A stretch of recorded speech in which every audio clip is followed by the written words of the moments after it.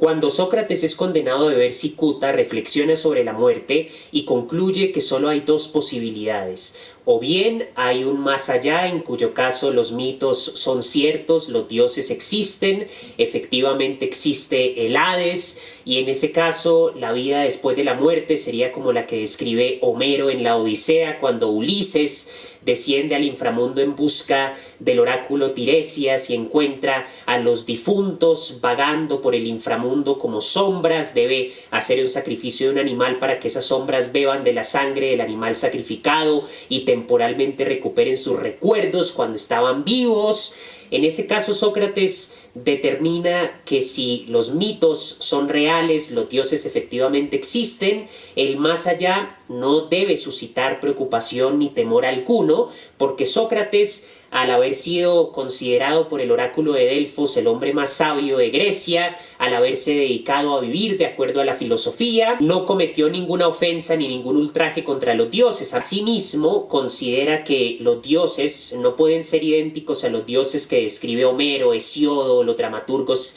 Sófocles, Esquilo, Eurípides, sino que los dioses deben ser representaciones de la belleza, del bien y de la sabiduría. Por lo tanto, el castigo o un tormento eterno en el inframundo sería contrario a la naturaleza de los dioses, que deben ser justos. Asimismo, Sócrates piensa que si hay un más allá y va al inframundo, va a tener la posibilidad de encontrarse con los grandes sabios del pasado, con Homero, con Hesiodo, con los presocráticos, Heráclito, Tales de Mileto, Anaximandro, Anaxímenes, y va a poder interrogarlos utilizando su método de la ironía y de la mayéutica para verificar si en verdad son sabios o no. La otra posibilidad que contempla Sócrates es que no hay nada después de la muerte, en cuyo caso morir simplemente implicaría quedarse dormido, sin sueños, sin sentimientos, sin pensamientos, sin recuerdos, sin sensación alguna durante toda la eternidad. En ese caso no hay que temerle tampoco a la muerte,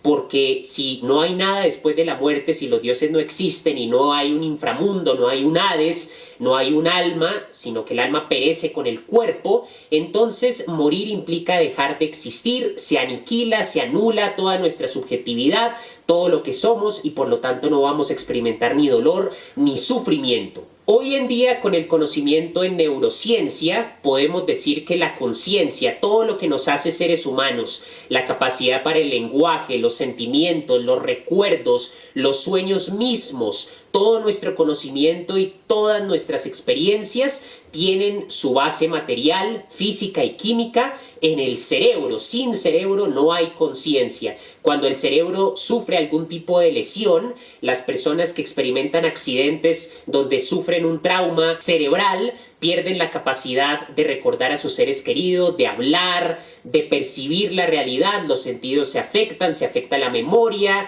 se afecta todas las cualidades que desde el lóbulo frontal nos definen como Homo sapiens, como seres de razón y como seres de arte, de creatividad, de lenguaje. Así que si el cerebro, al sufrir una lesión, altera inmediatamente la expresión de la conciencia, los sentimientos, los recuerdos, la capacidad misma para percibir, cuando el cerebro deja de funcionar, es absolutamente imposible siquiera considerar la posibilidad de que el alma pueda perdurar independientemente del cuerpo. De manera que hoy en día, frente a las dos posibilidades que identificó Sócrates cuando estaba racionalizando su propia muerte, condenado a beber cicuta, se reducen realmente a una única, ya no posibilidad, sino un único destino que nos espera después de la vida, y es la aniquilación, la inexistencia. Sin cerebro no puede haber conciencia, el alma se reduce a las reacciones bioquímicas eléctricas dentro del cerebro, que no quiere decir que la trascendencia de la filosofía, del arte o de lo que realmente nos hace humanos se reduzca al materialismo grosero, del positivismo, al materialismo burdo, del cientificismo, sino que un alma independiente del cerebro simplemente no puede darse, no se da. Teniendo en cuenta que hoy en día podemos decir basándonos en el conocimiento científico, que no hay un después de la vida, el alma no perdura independientemente del cuerpo, la filosofía ofrece abundantes reflexiones para poder lidiar con el hecho de la finitud de nuestra existencia. Desde el filósofo Epicuro, que afirma que no hay que temerle a la muerte porque cuando nosotros somos, la muerte no es, y cuando la muerte es, nosotros no somos. Luego Epicuro concluye con miles de años de anticipación al conocimiento científico que tenemos hoy en día, que sencillamente no hay nada después de la muerte y que al anular la circunstancia de la muerte, nuestra subjetividad, nuestra conciencia, al no quedar absolutamente nada de lo que fuimos como individuos conscientes, que sienten, que piensan, que recuerdan, no hay que temerle a la muerte porque cuando sucede la muerte nosotros dejamos de existir. Es como si volviéramos al estado en el que nos encontrábamos antes de nacer. No hay perturbación, no hay sufrimiento, no hay pena, no hay remordimientos, pero tampoco hay alegría, tampoco hay esperanza, tampoco estamos como seres conscientes, como individuos, percibiendo el mundo. Simplemente dejamos de existir y desaparecemos para siempre de la faz del universo.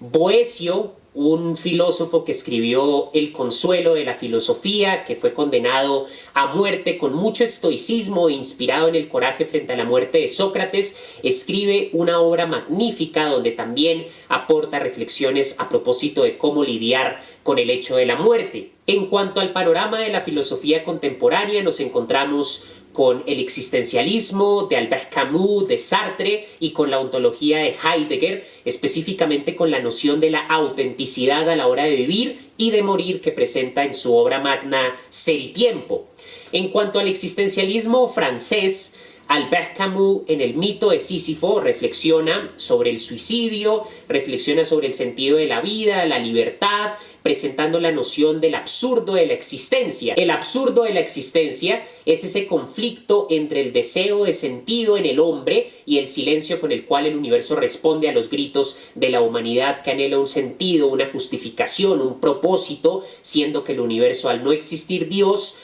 al no tener ni siquiera leyes universales ni verdades absolutas, carece por completo de sentido. En el mito de Sísifo se reflexiona brevemente sobre la muerte y Camus, desde una perspectiva muy fenomenológica, afirma que la muerte implica un suceso que ignoramos en nuestra cotidianidad. Solo sabemos de la muerte de los demás y tratamos de vivir como si no supiéramos que la muerte es el final. Pero, de hecho, hay una justificación profunda para esto,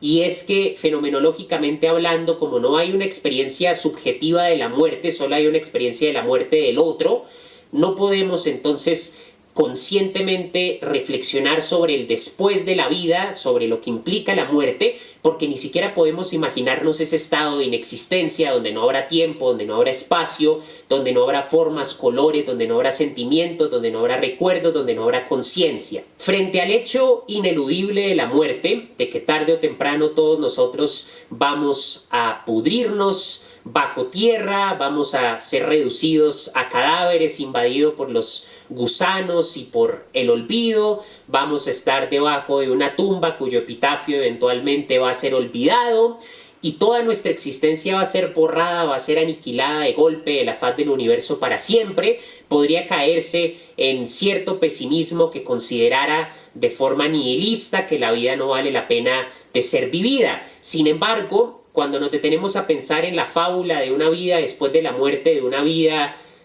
que implica la inmortalidad del alma, si la vida perdura indefinidamente después de la muerte, pierde su valor. Si consideramos que la vida, como sucede con la evidencia científica que tenemos actualmente, no puede seguir fuera de un cuerpo que ya ha dejado de funcionar, de un sistema biológico que ya ha perecido, que comienza a descomponerse, entonces podemos ver que la vida resulta infinitamente valiosa en la medida en la que es un suceso irrepetible. Todos los individuos vivientes y sobre todo en el caso de los seres humanos que somos tan complejos, recordando esa distinción que hace Sartre en El ser y la nada a propósito del ser en sí y el ser para sí, nosotros somos seres para sí en la medida en la que somos libres y podemos construir e inventar nuestra esencia. En esa medida, cuando se considera la especificidad de la existencia humana, nos damos cuenta que todos los individuos son irrepetibles. Sin importar cuántas eternidades pasen, nunca volveremos a existir como individuos exactamente iguales. Nunca volverá a haber una persona idéntica. La persona que vive y eventualmente muere supone un acontecimiento irrepetible en toda la historia del tiempo y en todas las eternidades. Todas las personas que han muerto y todas las personas que viven ahora y que eventualmente vamos a morir, somos sucesos, acontecimientos singulares, irrepetibles y por lo tanto infinitamente valiosos. La muerte no debe suscitar miedo, especialmente cuando se enfrenta a la realidad de la muerte, que no hay un más allá, que cuando morimos absolutamente todo se acaba y durante toda la eternidad vamos a dejar de existir, volvemos a ese estado antes del nacimiento, la inexistencia pura. Y la filosofía y el arte ofrecen las herramientas para lidiar con esta verdad que a menudo es tan agobiante que la mayoría de personas tienen que buscar refugio en las creencias religiosas.